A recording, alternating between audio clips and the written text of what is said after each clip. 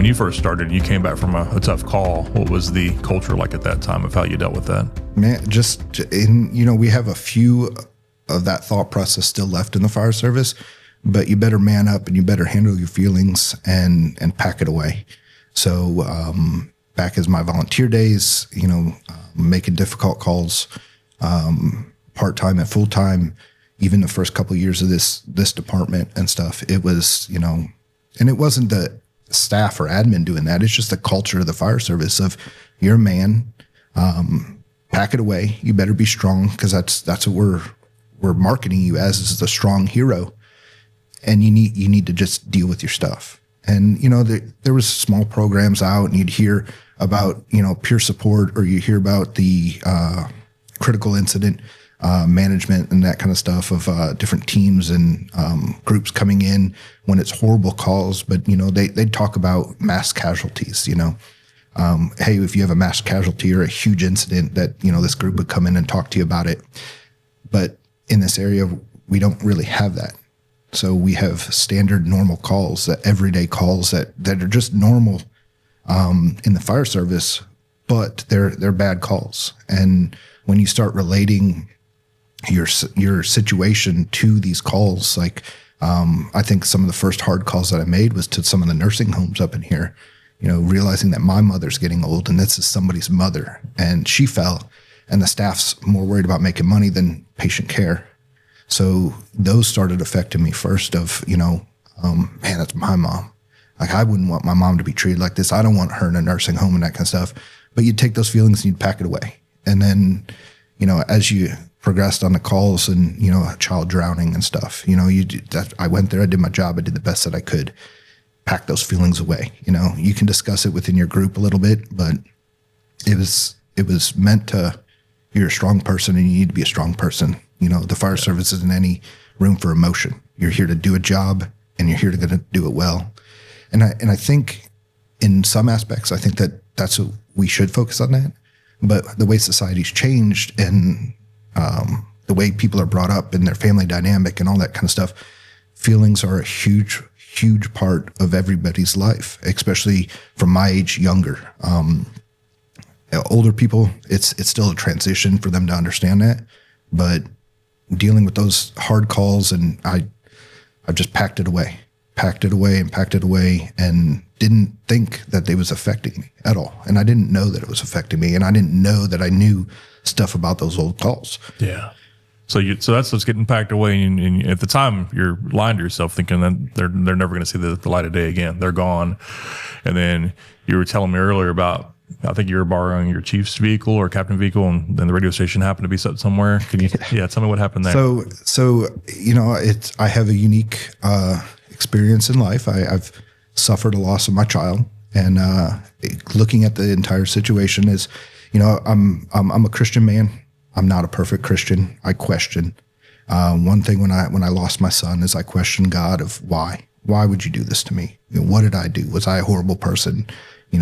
What did I do? Because being a young guy, I made a lot of mistakes. I made a lot of enemies. I was a jerk to a lot of people, and I thought stepping on other people was how to get up a ladder. And so I questioned all these things. Like, is this, this traumatic experience happened because of all these things that I've done in my life? So I lost my son 11 years ago. We found out 11 years ago about this month that we're going to lose him. So my wife was pregnant. We went in for a routine ultrasound. We didn't have our normal ultrasound lady. So in that ultrasound, the girl that was taking the ultrasound at the time said we couldn't get good photos. We were sitting there like, our normal lady that we've been building a relationship with and having great conversation with wasn't there. So this other lady came in and goes, okay, do this, this, and this. We took the ultrasound photos. And we looking at it, we're like, oh, can you explain it to us? And they're like, well, we didn't get good photos. He's sitting funny. And we were sent home. Well, my wife didn't like that answer and called back and was like, hey, I want another ultrasound. So reversing about a month from that ultrasound and finding out, and this is something I had to realize over a few years. It wasn't something I realized right then and there or the day of the tragedy or, a couple weeks after.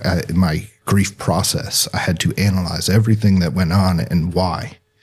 And looking at it, this is where I'll get emotional, is about a month prior, I was working at Caney Creek Fire Department, and Adam Moore was one of the, I believe, a deputy chief at the time. And him and I worked together. He's like a brother to me. I lived with him. He's from Michigan too, so I don't like him because I'm an Ohio State fan. He's a Michigan fan. So we have that camaraderie and that kind of stuff, but great person. But I made a bet with him, and I made a bet, and when I make bets, I normally don't lose. And and I don't remember the exact bet, but I remember that I should have won it because I don't make bets that I lose. So when I lost this bet, I had to drive up to a mile and a half or 2 miles up the road to Chipotle and grab us lunch. He'd pay for it, but I just had to go get it. When I jumped in his Chief's Tahoe, he had KSBJ radio on the Christian radio channel here. And I don't like messing with people's stuff, especially, a department vehicle. So I left all of the mirrors the same, the radio's on and stuff. And I didn't even turn it down because I was like, I'm just running here, running back. And didn't think anything of it, while running to Chipotle and back. And at the time, not a station you would normally listen to. Not at all.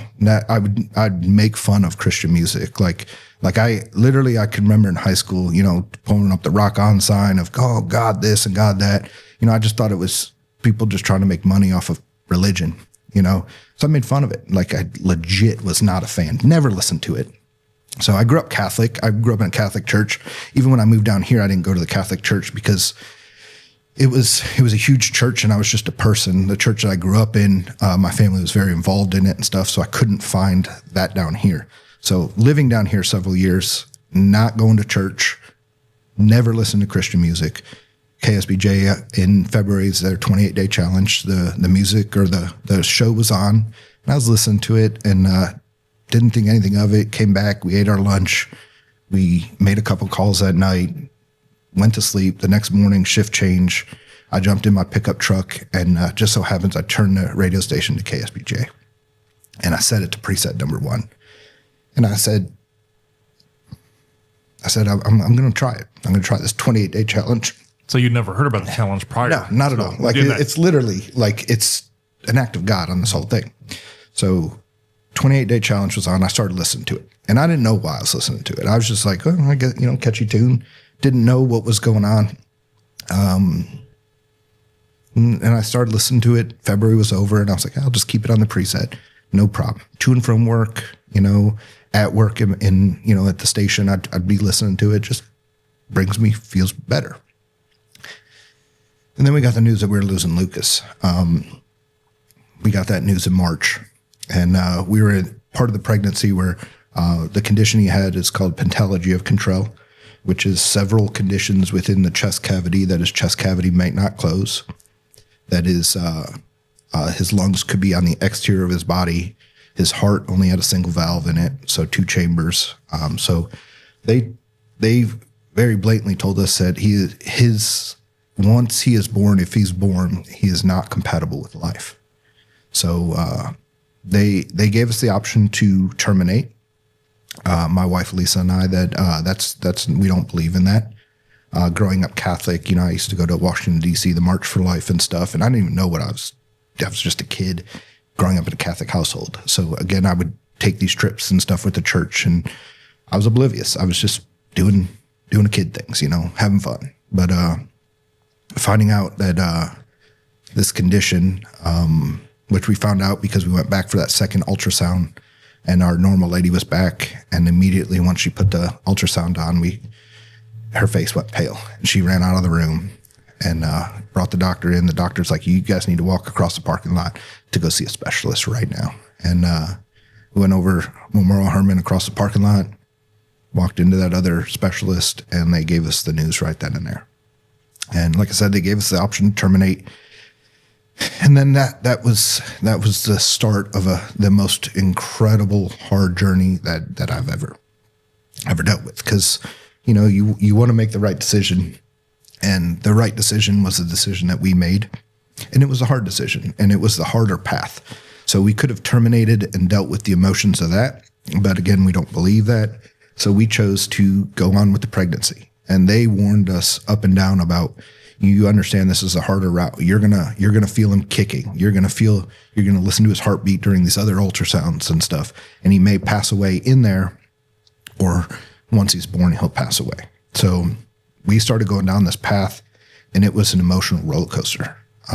When I was working in Caney Creek at the time, when we found out, I actually left, had coverage, went to the ultrasound place, found out the information while I was.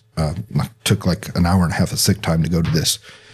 Once we found out the information, I couldn't go back to work. So I called Adam. I was working, and I go, I can't come back. This is what we just found out.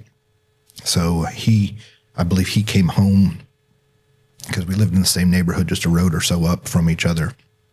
And I told him what went on, told him what we found out. We were devastated. We had some friends come over at the time trying to be there for us. I didn't know how the rush of emotions that we were going to have. I didn't know. You know, it's you're about to lose your child, and that's something that it's a blessing, because we got to find out that this was going to happen. So in our journey, I found out that, you know, everyone has their story, everyone has their situation.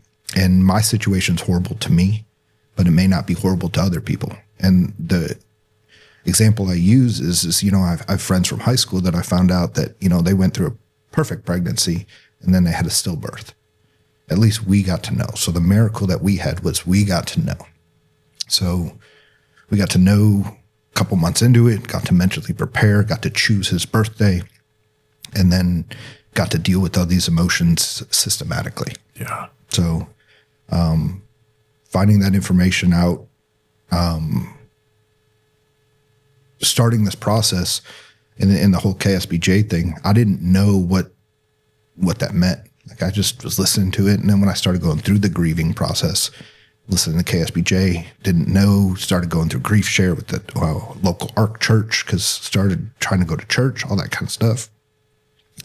It wasn't probably about a year and a half after Lucas passing that I found out that this is God's plan.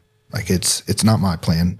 It's his plan. I questioned him why this all happened, but I understood that day that I jumped in that Chiefs ride and listened to KSBJ, that was him bringing me closer, way closer, because I know I wouldn't be here today, because I would have ended everything if I wasn't closer to God. So he brought me closer, put me in his arms. And literally, that's a lot of the songs that we were listening to, was, you know, being closer to God. So he brought me in. I'm embraced in God's hug, gave me the bad news. So he was there he knew it. It's his plan. He knew that he was going to have a hard information to give me. So, like I said, I should have never lost that bet, ever.